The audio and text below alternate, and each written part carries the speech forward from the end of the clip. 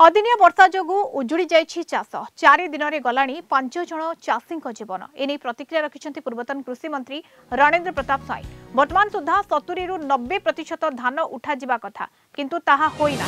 पड़ोसी राज्यर मिलर को धान बिक्री करने को बाध्य होउछन्ति चाषी। कटनी छटनी हेबनी बोली सरकार घोषणा करथिले किंतु एबे कोन चालिछि बोली से प्रश्न करिछन्ति। वर्षा पाई धान रंग बदली जाइथिबारु ताकू सरकार उठाइबे ना नाही ताहा स्पष्ट करंतु। या सहित मुख्यमंत्री सर्वदलीय बैठक डाकंतु बोली दाबी करिछन्ति।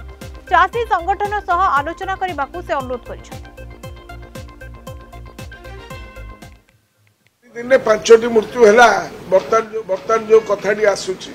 ये मृत्यु संख्या बढ़ी बढ़ी जीव कण आम मृत्यु उपर राजनीति करवा चाषी शव उपर समाधि उपर राजनीति करवा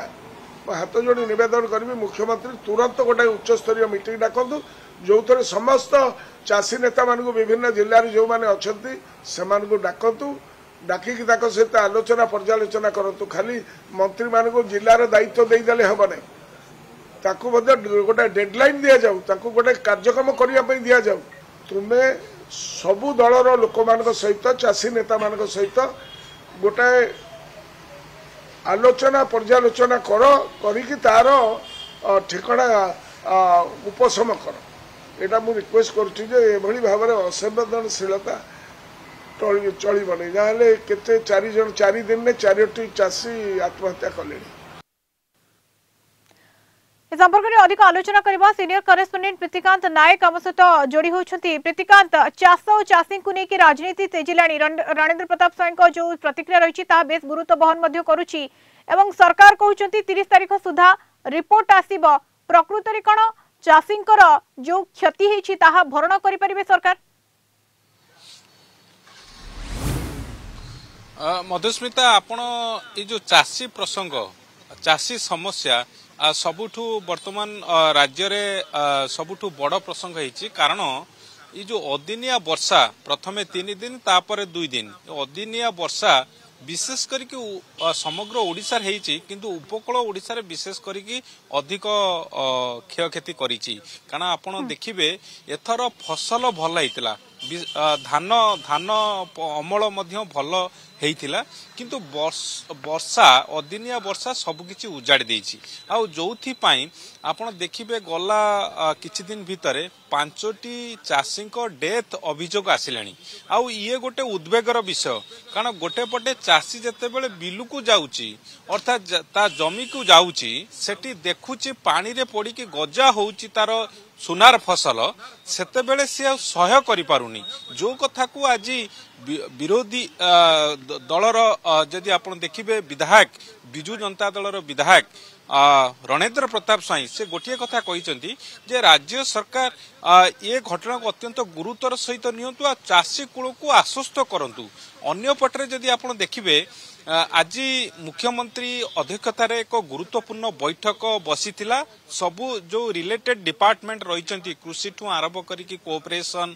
फूड एंड सिविल सप्लाई ये सबु डिपार्टमेंट रो मंत्री माने उपस्थित थिले आउ कंसर्न डिपार्टमेंट रो सचिव माने मुख्य सचिव एमान समस्ते उपस्थित थिले। गोटे निष्कर्ष आसी सरकार चाषी को आश्वस्त करते काली सुधा क्षयक्षति संपर्क में जो टोल फ्री नंबर दिखाई 1447 1447 से संपर्क में चाषी से क्षयक्षति संपर्क में अभियोग करने मुख्यमंत्री मोहन माझी अपील करछनी किंतु ता सहित आउ गोटे जोटा कि ये घटना को आहुरी बड़ करिछि कारण विरोधी दल नेता तथा पूर्वतन मुख्यमंत्री नवीन पट्टनायक 30 तारीख दिन अर्थात दिनक परे गंजाम गस्तर जाउचंती तांकर गस्तर उद्देश्य रहउची जे से चाषी जो क्षतिग्रस्त चाषी भाई मान अछंती तांको भेटिबे से जिबे कवि सूर्यनगर जिबे शेरगढ़ जिबे हिंजिली जिबे सेठी जो क्षतिग्रस्त चाषी अछंती जो चाषी को वर्तमान दुखर पहाड़ से मानक ऊपर लदी हेची कारण आपण उपकूल ओडिशा इंक्लूडिंग गंजाम जदि आपण देखिबे एठी जो वर्षार परिमाण आज पर्यंत पानी कमी नाही आउ सेठी गजा मारुची सुनार फसल धान गुड़िक गजा मारिची आउ याकू छाड़िले चाषी माने गोटे कथा कहउचंती जे एफएक्यू मानरे वर्तमान धान किणा संग्रह करे चलीची एफएक्यू मानटा रहिबो नाही कारण वर्षा माड़ जोगु पानी रे पड़िकी धान रहिबा जोकु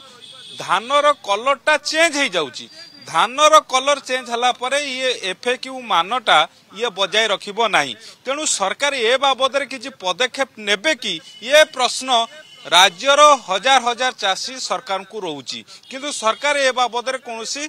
स्पष्ट चित्र देना किंतु अपर पक्षरे जे आपण देखिबे साधारण निर्वाचन परे कोनोसी इश्यू रे विरोधी दल नेता तथा पूर्वतन मुख्यमंत्री नवीन पटनायक लोकों पाखु जीवा ये प्रथम घटना आउ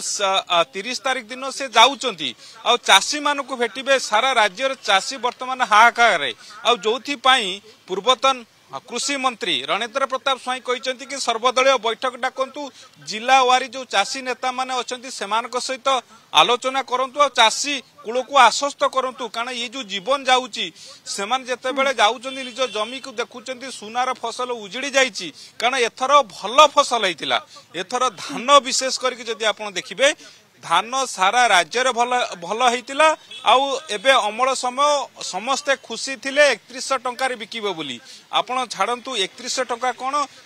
वर्तमान से धान बिकिबा योग्य वर्तमान हेई पारु नाही कारण एफएक्यू मान बजाय रखि पारु नाही भाबी कि चासी वर्तमान समय हताश होछंती एवं रणेंद्र प्रतापकर जो कथा वर्तमान समय जे सर्वदलीय बैठक डाकंतु आलोचना करंतु चासी को कोटा कोटी आश्वस्त करिवार आवश्यकता रही छे काहेकना चासी जो भली भाबरे मृत्यु सामना को आसुची एवं तारीख देखंतु प्रीतिकांत 30 तारीख रे नवीन भेटिबे चासी को जो दिन रिपोर्ट आसीबो क्षेत्र रिपोर्ट आसीबो सामना को आसीबो अर्थात से दिन मध्ये गुरुत्व बहन करछि आपण वर्तमान सबुठु गुरुत्वपूर्ण कथा होउची मधुस्मिता चाषी कूल जो हताश होइचंती सरकार सेमान को आश्वस्त करबा दरकार सरकार आज आश्वस्त करिचंती सेमान को कथा देइचंती जे सेमान को क्षतिपूर्ण दिया जिवो जोटा कि केंद्र और राज्य सरकारकर जो विधि व्यवस्था रहिची एसडीआरएफ और एनडीआरएफ रो रूल अनुसार सेमान को डीबीडी अनुसार सेमान को क्षतिपूर्ण दिया जिवो किंतु एई कथा रे सरकार जो सरकार कर आज मुख्यमंत्री जो कथा रही से आश्वस्त हेबे कि कारण जेभली भावरे जमी रे बिल रे वर्तमान धान उजुड़ी जाइची फसल पनीपरिबा फसल उजुड़ी जाइची ये जेकोसी चाषी तार जेतेबेले जमी को जाउची तार जेतेबेले सुनार फसल को देखुची तार दुख नसरे कहले नसरे तेणु ये स्थिति रे जेतेबेले नवीन बाबू ग्राउंड को ओह्लौचंती चाषी को भेटिबा को जाउचंती आर गोटे बड़ इंपैक्ट पड़िबो बोली राजनीतिक समीक्षक माने आकलन करूचंती कारण साधारण निर्वाचन परे प्रथम करी नवीन पटनायक गंजाम जाउचंती आ गंजाम रे सेठी क्षतिग्रस्त चाषी भाई मान को भेटिबे सेमानक सहित आलोचना करिवे तेणु ए क्षेत्र रे जेतेबेले सरकार निहाती नवीन जेतेबेले चाषी सहित सीधा सड़क भेटिबे आलोचना करिवे चाष क्षयक्षति को नै कि तेणु कोटा कोटी यार प्रभाव मध्य रहिबो वर्तमान समय 30 तारीख को अपेक्षा रहिबो जे क्षयक्षति रिपोर्ट किबळी भाबरे आछि एवं चाषी कुल को मध्य गोटे प्रकार आश्वस्त करिवार आवश्यकता रही आहुरी धन्यवाद प्रीतिकांत।